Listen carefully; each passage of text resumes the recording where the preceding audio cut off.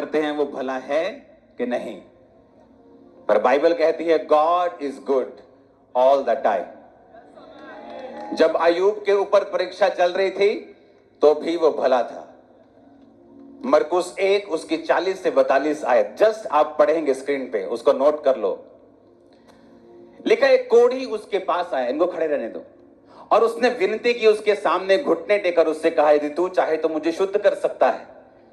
उसने उस पर तरस खाकर हाथ बढ़ाकर उसे छूकर कहा मैं चाहता हूं तू शुद्ध हो जा। वह तुरंत उसका कोढ़ जाता रहा और वो शुद्ध हो गया। एक कोढ़ी आया और क्या बोलता है परमेश्वर को, अगर तू चाहे तो मुझे शुद्ध कर सकता है।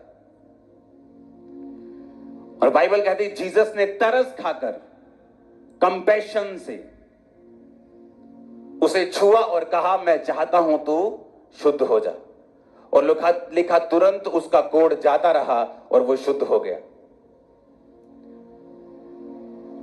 जितना ये आसान लगता है उतना है नहीं।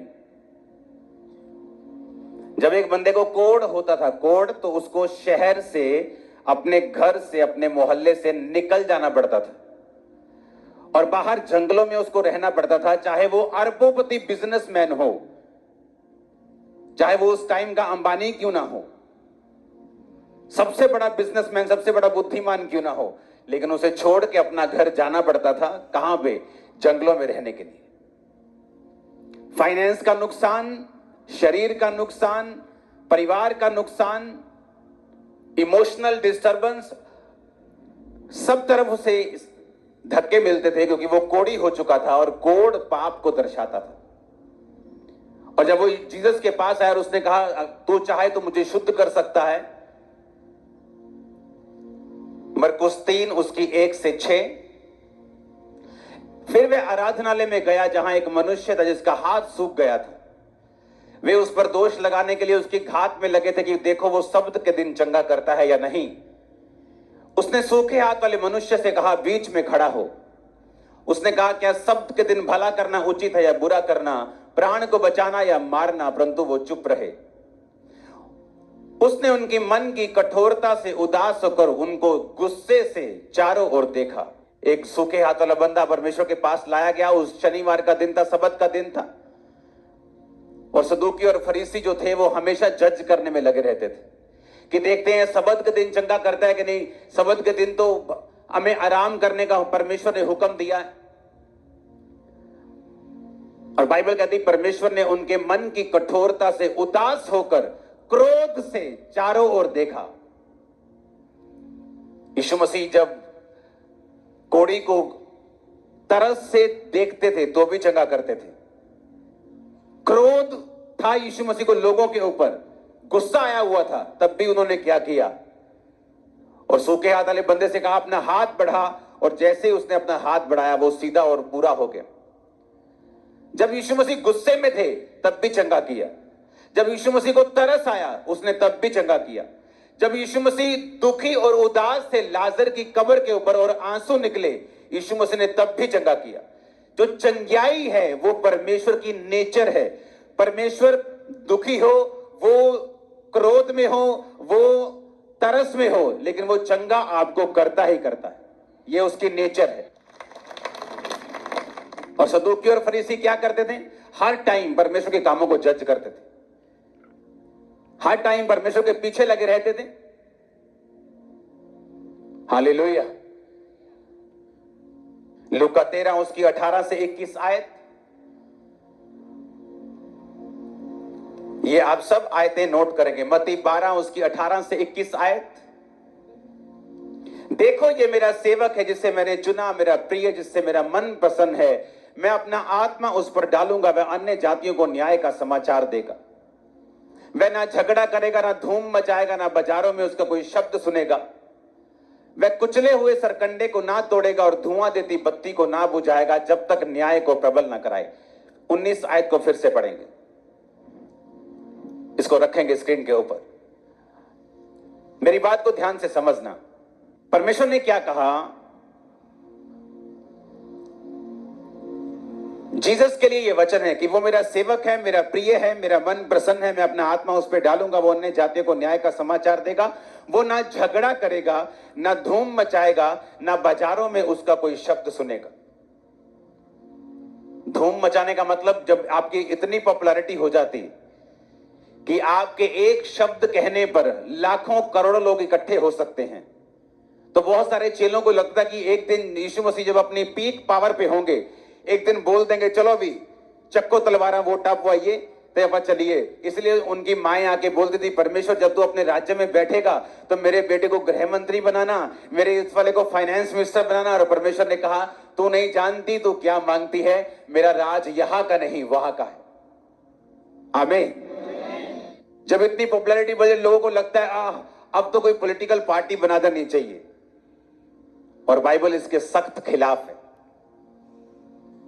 इसलिए किसी भी पॉलिटिक्स में हमारा कोई इंटरेस्ट नहीं, पार्टी बनाने में कोई इंटरेस्ट नहीं। यीशु मसीह के बारे में लिखा वो बाजारों में धूम नहीं मचाएगा, ना कोई झगड़ा करेगा, ना कोई उसका शब्द सुनेगा।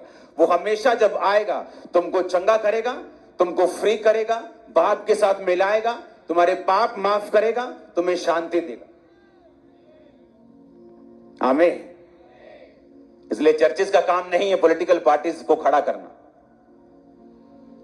उनका काम है जो मर्जी पार्टी आपके पास आए, जो अगर आपकी बुलाहट पॉलिटिशियन बनने की है, पार्टी बनाने की है, उसको उसके लिए प्रेयर करना, उसको ब्लेस करना, उसको गाइड करना, खुद खड़े होना नहीं।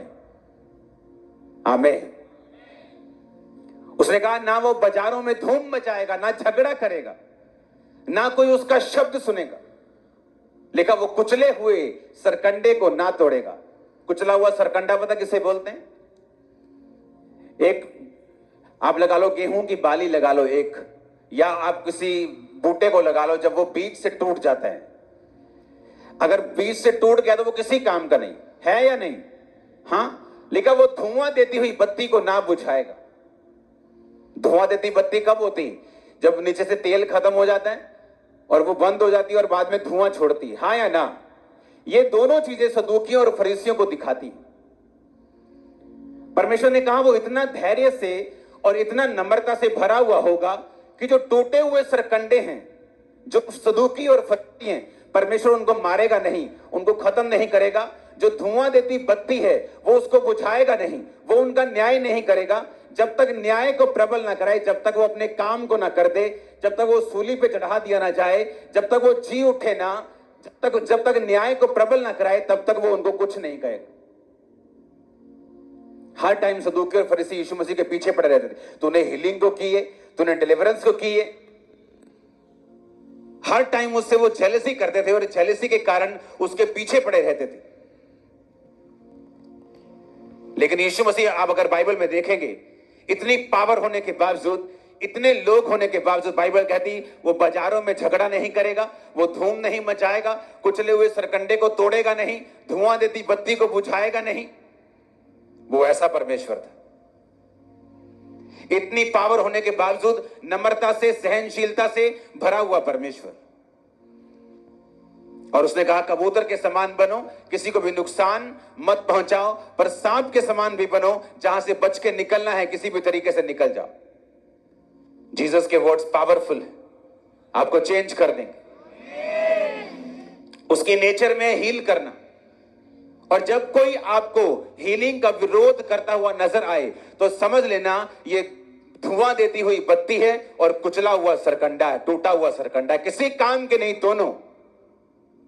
जब भी आपको कोई इन चीजों का विरोध करता हुआ नजर आए तो समझ लेना इसका तेल जो है वो खत्म हो चुका है, इसका मसा खत्म हो चुका है। क्योंकि जब मसा खत्म होता है तो बत्ती जो है वो बंद होकर धुआं देने लगती है। क्योंकि हमारा राज यहां का नहीं, कहां का है। इसलिए लोग जब कुछ ढूंढने के लिए आते हैं मेरे पास तो उनको वहां का धन मिलता है, यहां का नहीं। तो वहां का जबरदस्त पड़ा मेरे पास। और यही परमेश्वर ने हमें और आपको सिखाया है। जीसस ने कहा मेरा राज्य एक औरत के समान है जिसने एक खमीर लेकर 3 पसेरी आटे में मिलाया और होते होते सब आटा क्या बन गया? खमीर बन गई। जब आप घर में दही बनाते हैं, कैसे बनाती हैं? बोलो। दूध में लस्सी डाल के फिर क्या करते हैं? आ जाओ, मेरे को सीखना है कैसे बनाते हैं। कैसे बनाते हैं बताओ तो। दूध को, ये सर्दी है तो थोड़ा सा कोसा कर लेते हैं, उसमें दही या मक्खन थोड़ा सा डाल देते हैं और ऊपर से कवर कर देते हैं, ढक देते हैं। फिर क्या करते हैं? कितनी देर बाद जब बन जाता, कितनी देर लगती बनने में? कम से कम 8 या 9 घंटे। बीच बीच में चेक करते हैं उसको? नहीं जी, हिला के देखते हैं बीच? नहीं जी, सुबह ही देखते हैं। अगर ना बनी तो? विश्वास है बन जाएगी। सुनो, मैं सुनो क्या बता रहा हूं।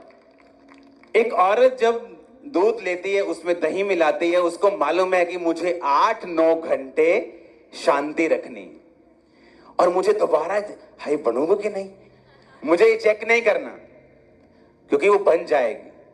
हाँ या ना? मुझे सिर्फ क्या करना है? गर्म करना है। दही, दूध लेना है, हल्का गर्म करना है, दही मिलानी है, उसे हिलाना है या कुछ भी ऐसा जो भी आप करते जैसे बनाते, उसके बाद मुझे ढक कर रख देना है। अगर आपको बहुत जल्दी हो, कहीं आपने जाना हो, आपको दही खानी है, आप जमा सकते हो उसको 5 घंटे 3 घंटे में, हिला के जोर जोर से, कुछ बात डाल के बीच में, ज्यादा गर्म कर दो, ठंडा कर दो।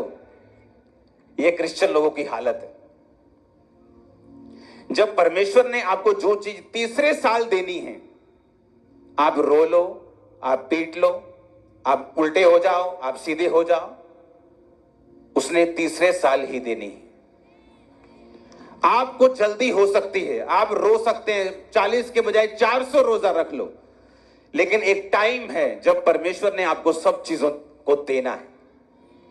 संसारिक आम आपको, मुझको, इंसान को, एक बंदे को मालूम, औरत को मालूम है कि जब मैं दही बना रहा हूं तो मुझे पेशेंस रखना है 9 घंटे। पर एक स्पिरिचुअल आदमी इस बात को नहीं समझता। वो आज अभी प्रेयर करके जाएगा और रात को एक्सपेक्ट करेगा मेरा सारे काम सुबह तक हो जाने चाहिए। HoneyBook completely changed how I do business. I'm a photographer and independent business. It's a fact. Running your own business is hard. But don't. एक औरत को कॉन्फिडेंस है कि जब मैंने दही जमा दिया तो ये जम जाएगा, सुबह उठूंगी काम ठीक होगा, क्योंकि मैंने सही रीति से जमाया, सब कुछ गर्म भी उतना ही किया है, खट्टा भी असली वाला डाला है, ठीक किया, सब कोई दूध भी सही था, तो हो जाएगा। जीसस ने क्या कहा? मेरा राज्य इसी के समान है। तुम क्या करो? जो सही चीज है उसे कर दो, उसे जमाना मेरा काम है। तुम्हें दही पर कॉन्फिडेंस है कि वो जम जाएगी, लेकिन अपने यीशु मसीह पर कॉन्फिडेंस नहीं है कि मैं जो प्रार्थना कर रही हूं, मैं जो रोजे रख रही हूं, मैं जो खुदा के राज्य में बना हुआ हूं, मेरा काम होगा कि नहीं होगा। औरत को कॉन्फिडेंस है दही जम जाएगी, विश्वासी को कॉन्फिडेंस नहीं कि मेरी प्रार्थना का जवाब आएगा कि नहीं आएगा। अगर आप हर 2 घंटे में दही को हिला के देखेंगे, वो नहीं बनेगी, खराब हो जाएगी। इतने इंपेशेंट क्यों? इतनी काली किस बात की है? कहीं जाना है, कोई और खुदा ढूंढा हुआ है तो चले जाओ। इतनी जल्दी क्यों, इतनी काली क्यों मचाई हुई तुम लोगों ने? परमेश्वर ने कहा मेरा राज एक बीज के समान है। जब एक व्यक्ति ने बोया, वो नहीं जानता किस तरह से धरती ने उसे उगाया और वो उसमें अंकुर लगा, बाल लगी, वो हंसियां लगा और वो काटने योग्य हो गया। उसी तरह परमेश्वर ने कहा मेरा राज है। जब तुम मेरे वचन को अपनी जिंदगी में बो दोगे, जब तुम मेरा वचन लोगे और उसे अपनी लाइफ में पूरा करोगे, तुम नहीं जानते टाइम आएगा जब वो वचन फूटेगा, वो बड़ा होगा और फल लाने योग्य हो जाएगा बहुत जल्द। एक किसान को भी मालूम है, मैंने बीज डाला है, वो अगले सुबह ही नहीं आके देखता कि इसमें से बालें निकली, अंकुर फूटा के नहीं। वो भी उससे मालूम है इतने टाइम में इसकी जड़ फूटेगी, इतने टाइम में बड़ा होगा, इतने टाइम में ऊपर आएगा, इतने टाइम में पकना शुरू होगा, अब उसको पानी देना है, अब उसको खाद देनी है, उसको भी मालूम है। तो परमेश्वर ने कहा क्या तुम्हें मालूम नहीं? एक किसान अगर धीरज रखता है, एक औरत जब खमीर करती है आटे को या दही को, दूध को, वो धीरज रखती है, तो तुम लोग धीरज क्यों नहीं रख सकते? तुम्हें मालूम है अगर उनको बनने में टाइम लगता है तो तुम्हारी जिंदगी बनने में भी टाइम लगता है, अगर आपने जेन्युइनिटी में बनानी है तो, अगर चट्टान के ऊपर घर बनाना है तो। हालेलुया। अगर रेत के ऊपर बनाना है तो रातों रात बन जाएगा, लेकिन जब आंधी और तूफान आएंगे वो घर ढट जाएगा, खत्म हो जाएगा। हालेलुया। अगर जीसस के वचन आपको मालूम हो जाए कि उसने कहा मेरा राज्य उस औरत के समान है जिसने एक खमीर लिया और 3 पसेर यानी 2-3 किलो आप लगा लो, मैं आपको समझाता हूं, 1 किलो 2 किलो आटे में मिला दिया और होते होते सब आटा क्या हो गया? खमीर हो गया। उस औरत को कॉन्फिडेंस है मैंने खमीर मिला दिया, मेरा आटा खमीर बन जाएगा। मैंने दही मिला दिया दूध में, अब मेरा दूध दही बन जाएगा। लेकिन मुझे पेशेंस रखना है, मुझे 9 घंटे उसको ढक के रखना है, उसको हिलाना नहीं, खराब नहीं होने देना। तो परमेश्वर ने कहा मेरा राज्य इसी के समान है। आज जो तुम्हारे लिए सही है वो तुम करना शुरू करो। वो क्या है? वो प्रार्थना है। वो क्या है? वो पवित्रता ही है। आपकी एक रॉन्ग रिलेशनशिप उसको हिलाने, दूध को हिलाने के समान है। आपका प्रेयर ना करना, सिगरेट, दारू, शराब पीना उस दूध को हिलाने की तरह है। फिर आप 9 घंटे बाद जब चेक करेंगे बोलेंगे भाई दे तो जमी नहीं, तुमने हिलाया ना उसको बार बार।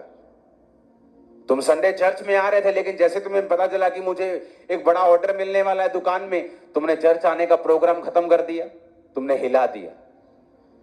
जो आज सही है तुम्हारे लिए वो कर रहे हो कि नहीं कर रहे हो? अगर तो कर रहे हो तो परमेश्वर ने कहा बस वही तुम्हारा काम है। उस औरत, अगर वो औरत रात को सोची पड़ जाए यार दही किवें बनू, किवें टेंशन ले ले रात में कि बनोगी कितना कितना कितना, तो समझ उसकी केमिकल कंपोजिशन समझ नहीं आ सकती, पर उसको ये मालूम है हो जाएगा। आप मिरेकल के केमिकल कंपोजिशन नहीं समझ ले कैसे हो गया, लेकिन आपको ये मालूम है हो जाएगा कि ये हीलिंग हो जाएगी। कैसे होगी? क्या, कौन सा बैक्टीरिया, कौन सा इन्फेक्शन, कौन सा वायरस, कौन सा कैंसर का कीटाणु जाएगा, ये आपको मालूम ना हो, पर आपको मालूम है हो जाएगा। जीसस ने कहा मेरे वचन सिंपल पावरफुल हैं, जो आज तुम्हारे लिए सही है वो करो। किसान के लिए आज सही क्या है कि बीज लेके आना है। कल सही क्या है? बीज बोना है। परसों सही क्या है? पानी देना है। फिर सही क्या है? वेट करना है। जो रोज सही है वो करता जाता है और फल लाता जाता है। आपके लिए सही क्या है स्पिरिचुअल लाइफ के लिए? क्या आपने कभी सोचा है कि नहीं सोचा कि आज मैंने प्रेयर की कि नहीं की? क्या आज मेरी पवित्रताई का लेवल कैसा है? आज मैंने मोबाइल पर कितना टाइम वेस्ट किया? आज मैंने फास्टिंग की? आज इस हफ्ते मैंने कितने किए? मैंने बाइबल पढ़ी है कि नहीं? मैं चर्च जा रहा हूं कि नहीं? मेरे मन की स्थिति कैसी? मैं नफरत में तो नहीं हूं, चुगलखोर तो नहीं हूं, निंदक तो नहीं हूं।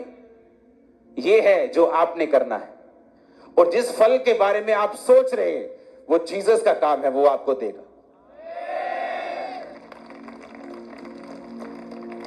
उसने कहा अगर तुम मुझ में बने रहो तो फल लेके आओ। आपने सेब के पेड़ को कभी जोर लगाते तो नहीं देखा कि मैं फल ला रहा हूं भाई, आजकल सीजन चल रहा है, मेरे फल आ रहे हैं, जोर लगा हुआ, टानी लाल हुई पड़ी? कभी भी नहीं।